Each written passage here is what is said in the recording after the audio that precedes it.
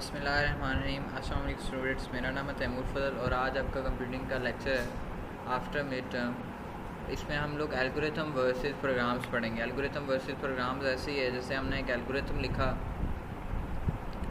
हम लोग प्रोग्राम्स लिखते हैं, किसी भी प्रोग्राम को हमने लिखना हो with the help of an algorithm हम लिखते हैं, क्योंकि पहले आप एल्गोरिथम में एक सोल्यूशन करते हैं किसी भी प्रॉब्लम को। सोल्यूशन करने के बाद आप लोग क्या करते हैं, आप उस प्रोग्राम को लिखते हैं। फॉर एग्जांपल अगर हमने इसको देख लेते हैं, the variations on a letter search algorithm illustrate and important points letter search and algorithm. ठीक है, लेटर सर्च एल्गोरिथम जो लेटर को सर्च करता है basically as an algorithm an important point illustrates an important point both letter search frequency order ls frequency and letter search using alphabetic order ls alpha are example of programs। Basically ये दो frequency orders हैं जिसको use करते हैं हम लोग। क्या करते हैं, लेटर्स को फाइंड आउट करते हैं, पॉइंट आउट करते हैं। ठीक है, algorithms programs are algorithms that have been specialized to a specific set of conditions and assumptions and are written in a specific programming language. The original explanation of an assistant asking the letters and JDB blinking at the right moment was a letter search algorithm। अब basically वो JDB की example आपको दे रहे हैं कि जो assistant थी वो लेटर्स जब पूछती थी तो वो राइट मूवमेंट पे क्या करते थे, ब्लिंक करते थे।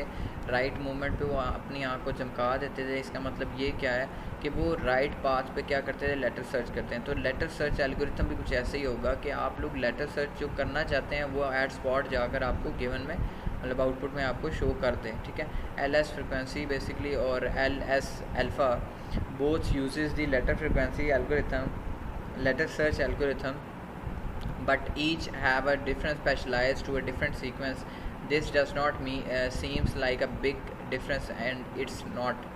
ठीक है, दोनों बेसिकली लेटर सर्च एल्गोरिथम्स हैं, बेसिकली LS फ्रिक्वेंसी जिसे हम कह रहे हैं और LS अल्फ़ा जिसे हम लोग कह रहे हैं कि दोनों के हैं हमारे पास, हम लोग के पास यूज़ होते हैं लेटर सर्च एल्गोरिथम्स। और दोनों में इतना डिफरेंस नहीं, बट डिफरेंट मतलब सीक्वेंस में स्पेशलाइज दोनों हैं।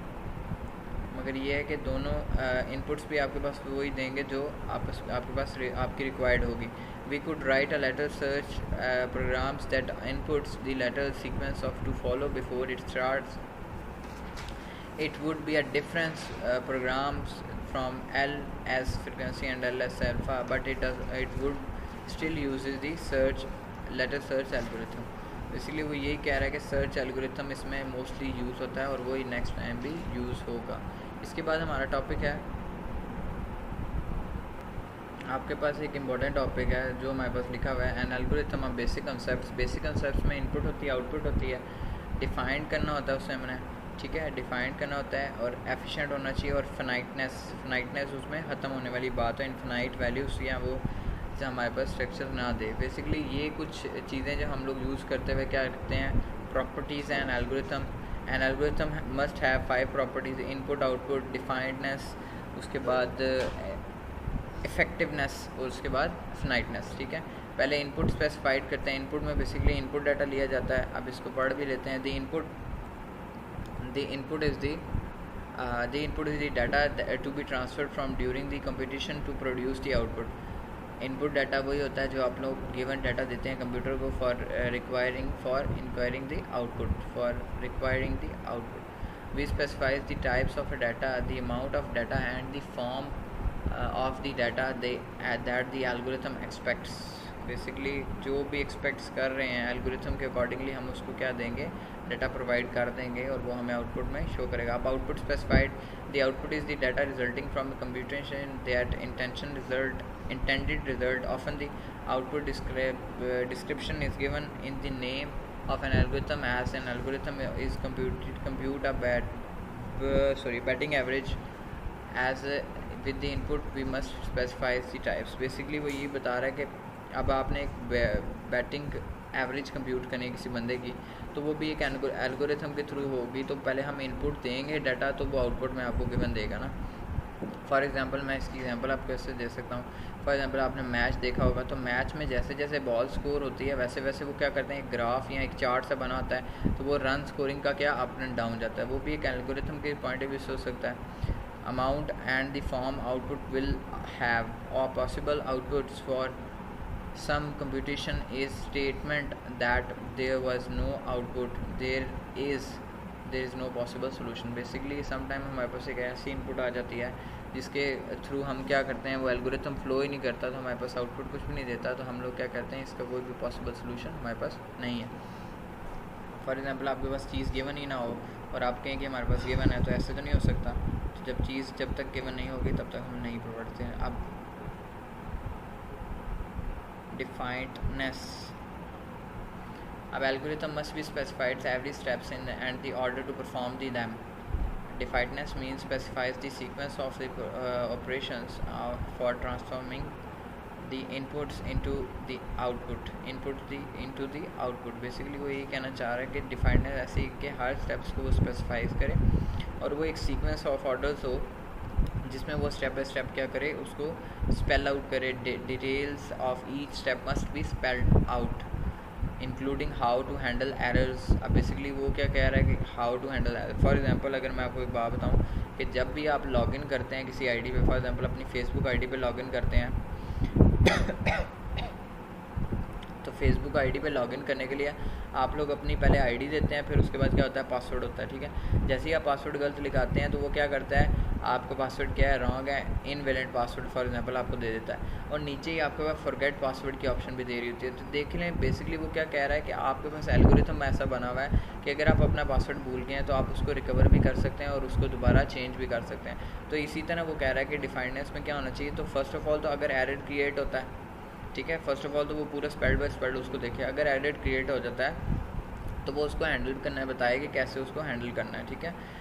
Defined ensures that if the algorithm is performed at different times or different agents using the same data, the output is the same। Basically वो यहाँ पर यही कहना चाह रहा है कि आप लोगों का जो भी डाटा बेस आप लोग क्रिएट करते हैं उसमें डाटा जो भी होता है वो एल्गोरिथम देखता है कि जो भी डाटा है वो अगर दो प्लेसेस पे दो पर्सन्स ओपन कर रहे हैं, दो एजेंट्स यूज़ कर रहे हैं, दो यूज़र्स यूज़ कर रहे हैं, तो वो क्या होना चाहिए, दोनों तरफ पे क्या होना चाहिए, सेम होना चाहिए। ये नहीं होना चाहिए कि यहाँ पर डाटा चेंज हो वहाँ पर डाटा चेंज हो। इफेक्टिवनेस क्या होता है, it must be possible for an agent to execute the algorithm mechanically without any further inputs special talent. अब बेसिकली वो यही कहना चाह रहा है। अब इफेक्टिवनेस ऐसी है कि आपके पास कोई भी डाटा, फॉर एग्जांपल एजेंट क्या करना चाह रहा है, डाटा एक्सिक्यूट करवाना चाह रहा है, जैसा वो डाटा आपको प्रोवाइड किया गया होगा वैसे वो आपको डाटा परफॉर्म करके बता देगा। एजेंट बेसिकली मैंने आपको लास्ट टाइम डिफाइंडनेस में भी बताया है कि वो क्या करेगा, आपका डाटा लेगा और वो डाटा परफॉर्म कर लेगा। फॉर एग्जांपल क्रिएटिविटी की भी बात कर लेते हैं। इसमें creativity helps from Superman and so on, where as definiteness specifies with which operations to do. अब डिफाइंडनेस कहता है कि कौन से ऑपरेशन करो, in what order and when. Effectiveness means they are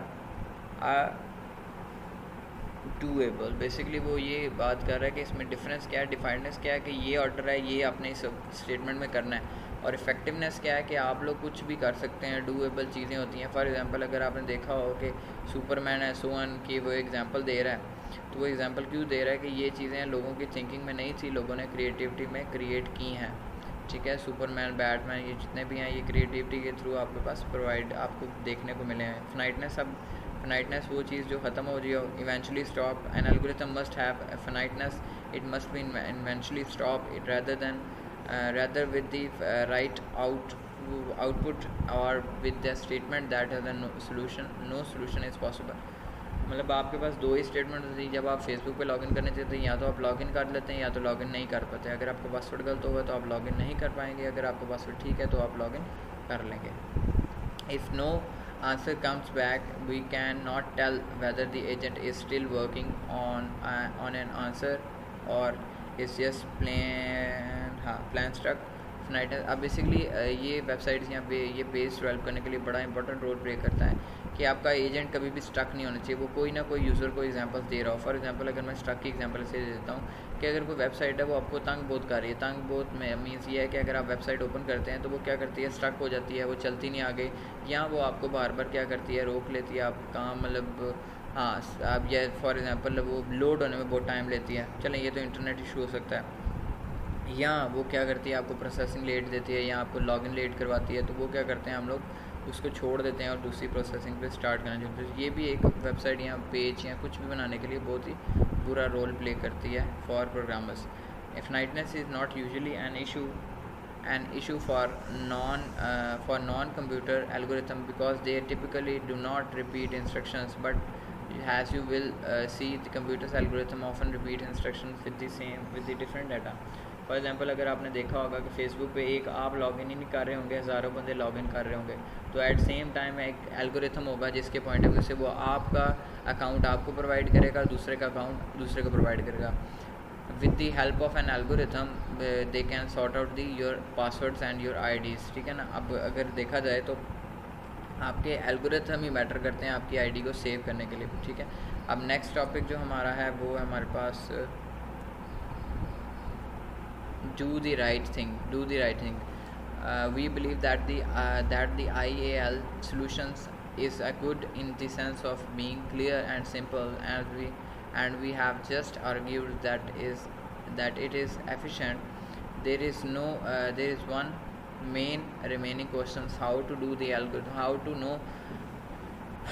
how do we know that the algorithm works, that is how do we know if it finds all of the hits। Basically दो question फिर भी हमारे पास raise होते हैं कि algorithm work कैसे करेगा और जो रिक्वायर्ड चीज़ है वो इसको हिट कैसे करेगा। फॉर एग्जांपल यही मैं आपको मेजर एग्जांपल आपको दे रहा था फेसबुक की, कि वो कैसे, पहली बात है कि आपकी आईडी फाइंड कैसे करेगा, सेकेंडली वो आपको आपकी आईडी कैसे प्रोवाइड करेगा with the help of your ID, with your name and your password, ठीक है। Sometimes when we develop an algorithm to solve a problem, the solution does not have any loops in it, ठीक है। This makes it particularly easy to test।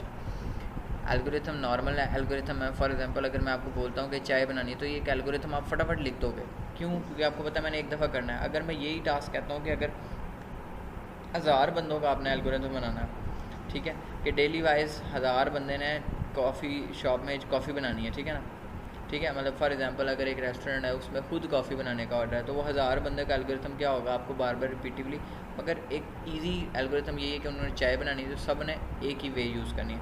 मगर अगर आप इसके different point of view से सोचें तो हर बंदा चाय को डिफरेंटली पीता है। फॉर एग्जांपल कोई बंदा क्या कहता है, कोई दूध तेज़, कोई चीनी तेज़, कोई पत्ती तेज़, ठीक है, कोई नमक वाली, कोई नमक के बगैर, या आपने भी सोल्यूशन सुने हो। तो ये देखें एल्गोरिथम क्या हो रहे हैं, रैपिडली चेंज हो रहे हैं, ठीक है ना। Run it and sees it's if the result is right, done. But most algorithms have loops so many, so they need a little bit of analyze to ensure they are right। Basically जो algorithm loops में हैं, loops मैंने आपको बार बार बोला है, Facebook की example दे दी इस पर, कि वो देखें बार बार रिपीटिव टास्क करेगा। आप 50 दफ़ा दिन में लॉग आउट करके लॉग इन करें फेसबुक की, ठीक है, वो 50 दफ़ा आपको राइट पाथ में लेके जाएगा। राइट पाथ में मतलब आपकी आईडी ओपन करेगा, ठीक है। तो एक स्पेशलाइज, इसको हम कहते हैं specially it is not enough to run to an input trying to the program might be reveal an error, but it may not if the error involves a large problems and therefore the more looping, the small problems may work fine। Basically वो यहाँ पर ये कहना चाह रहा